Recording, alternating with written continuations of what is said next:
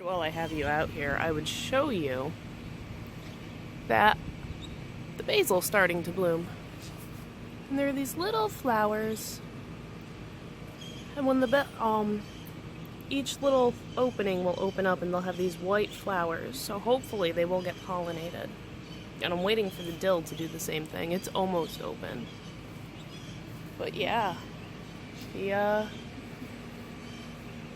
cucumbers are starting to thickening up and darken up, and I don't know if you can see, but the spider mites have stopped moving around after just one spray. So what I'm going to do to counteract the fact that I had to spray them to get rid of the spider mites, I'm going to make another spray to try and help them.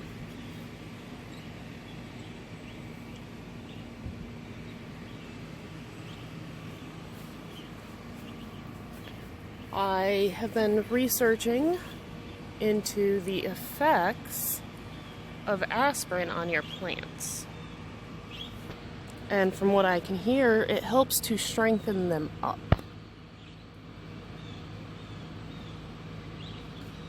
So I will be giving that a try. But it is a nice chilly morning, and I'm quite excited because the plants could use a break. It's not too cold, but it's chilly enough to the point where they're not stressed out. And look at how long that one is. That's pretty long. Yeah. But as I was saying, they will dry up. After they turn mushy, they will dry up and they will fall off. And then there's no opening for bugs to come in from me snipping. So by letting the dead cucumbers stay on the plant, it actually kind of helps the plant. And there's Mantis. So, yeah. When I get home from work, I will give you an update on the peppers and the tomatoes. I just want to see if there's any that I gotta pick before work. Kind of woke up a little late today.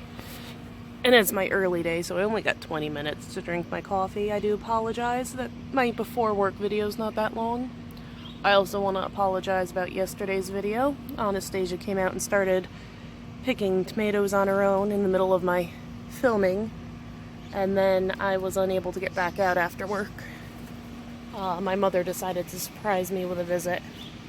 And she's had my older daughter for the week to have some special meme Ember time. And Ember got a haircut. Yay! So I will put a picture that Ember took in this video before I come back from work, so you guys can enjoy the splendor of her beautiful hair. Alright, so I will see you later. Have a wonderful day. Tomato. You want to walk to the other side to pick it. She's picking a red tomato. I see number one. Oh, she got a little cherry. If it doesn't come off right away. Hold on, hold on, hold on, hold on. Hold on, let go. Watch. You don't want to pull the plant. Right here, you see? Mm-hmm. And if that doesn't work, you twist. Oh, okay. I want to say first. There you go. Thank you. Happy New Year! My plants with a water solution and an Excedrin, because I did not have aspirin, but Excedrin has aspirin in it.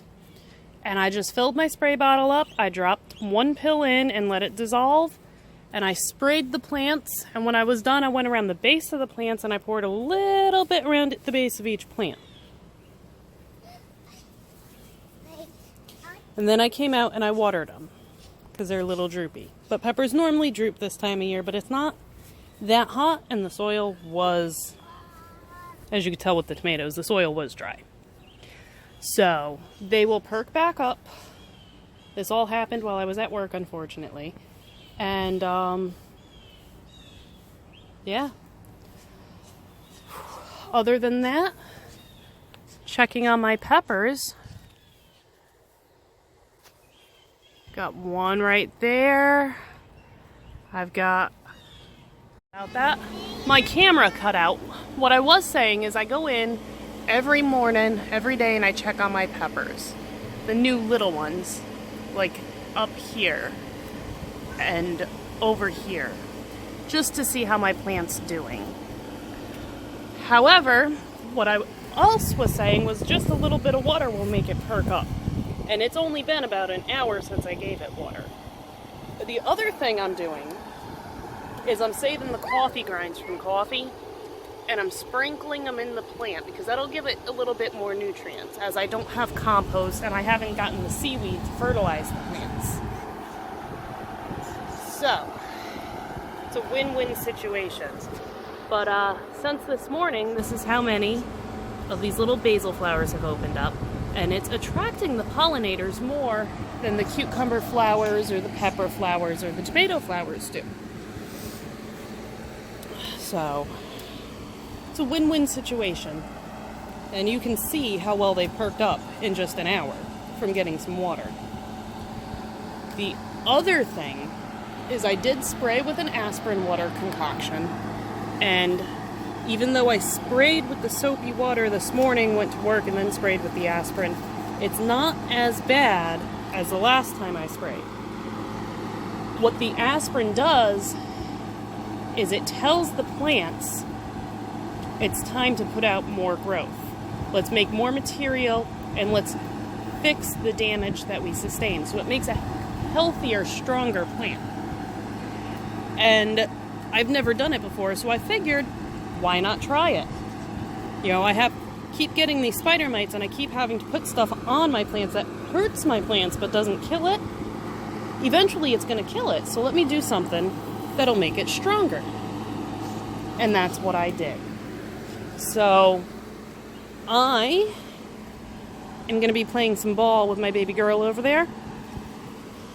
But I also wanted to bring to your attention, I was getting damage on the bottom of my plants, and I don't know if it's blossom end rot or if it's the fact that they're banging into the stems.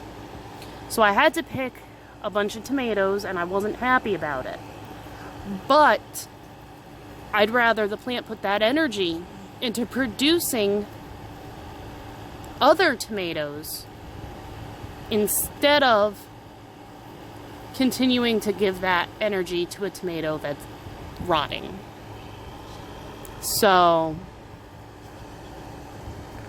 we will see. I'm gonna have to come in with the pruners because this is too thick and snip this down here because this branch died off, and I gotta come out and I gotta get the damaged leaves off.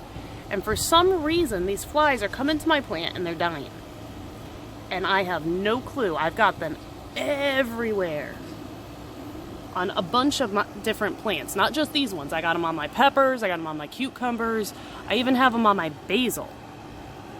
It's quite disturbing. But once this guy ripens up, I'm going to take this whole trestle off. And hopefully I'll get some more growth and more flowers before the end, and more tomatoes before the end of the season. But they're also dying, if I can focus, on my tomato cage. Yeah, kind of creepy, and it doesn't want to focus, so I can't show you, but it's really creepy. It's like a graveyard of houseflies over here. So I don't know if when the long guy comes he's doing some pesticide stuff or whatnot, but yeah. So that's my update for today, and I'm gonna go play ball with my baby. So I'll see you guys later. Now I do, as I've mentioned before, come in and thin out my leaves when they start growing over one another with a little pinch, and I take off the older leaves, the weaker looking leaves, and I put them down to break down and feed the plant. But while I was doing this, I noticed a few things. Now, first and foremost, I noticed that I have another pepper growing right up here. But when I was over here on the other side of the plant, I noticed another one right in, well, the wind's blowing now, but I noticed another one right in here, and a big decent one that I can't seem to find now because the wind's blowing. Ah, right there. Yeah.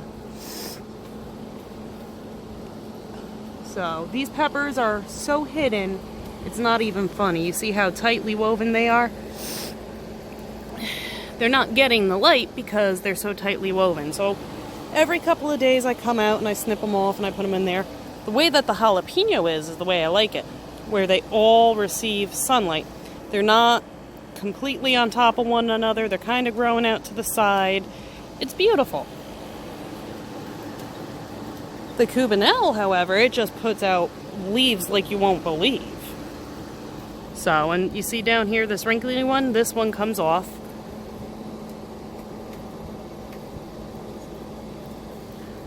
This is also in one of the ways that I come in and I look. But if there's none to take off, I go in from the bottom like I explained previously. So I take off the damaged leaves, I thin them out, I take off the big leaves down at the bottom.